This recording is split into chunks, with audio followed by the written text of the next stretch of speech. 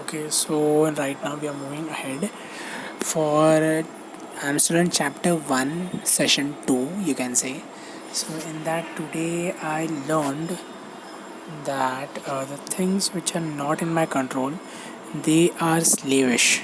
They are very slavish, and when you understand it, it just hits you that all those things, the power, the reputation, wealth, people tend to be slave of those things.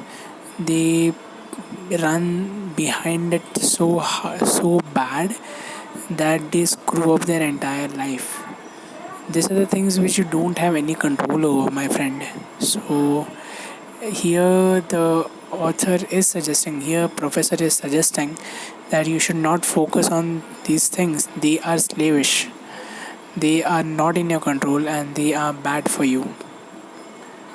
Other than that, you there are various times where you are frustrated because the things don't end up your way. For example, just right now I was making tea and I like my tea in a certain way, and my family member changed it, and right now it's a irreversible change. You cannot change it the way it back. And I did get mad because I was just thinking about making tea the entire day. But right now, I relate to this point that I got frustrated because I did not get the thing that I wanted in a certain way. And right now, I feel that yeah, it is not in my control right now. What other people do, that's not in my control. My own doings, that's all there in my control. So I must not get affected by the things outside of what's my doing. Other than that, the professor gave him an example of a driver. For example, when you're driving, you see a lot of people, they are very rash drivers. You yell at them, you shout at them, you say bad words to them. So you are letting yourself be affected by something which is not in your own doing, which is not your own doing. So don't do that. That's what is simply explained. The above thing is the same, that you let your own mind be affected because of someone other. So don't do that. Don't find fault with anyone. Do nothing against your own will. Then no one will harm you. If you focus on what you can control, then no one will harm you. Here, harm. What's the harm meaning over here? Harm basically means that you can, if you're talking about body, yes, your body can be harmed. If you're talking about property, yes, it can be harmed. If you're talking about reputation, yes, it is vulnerable as well. So all the things which are not in your control, they are harmful and they are vulnerable.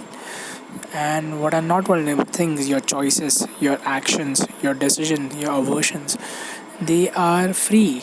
They are very free, and if you just focus on that, then no one can harm me.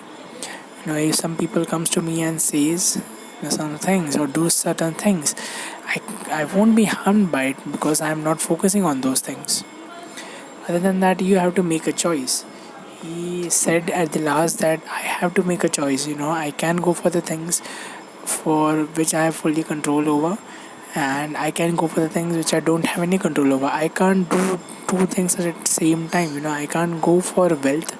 I can't focus on wealth if I want to live a peaceful mind, if I want to live a peaceful life. So choose one, my friend. Choose one. And right now, I am choosing the things that I have control over and just focusing on that. What are those three things? Your decisions, your aversions, and your assumptions. These are the three things that I have control over.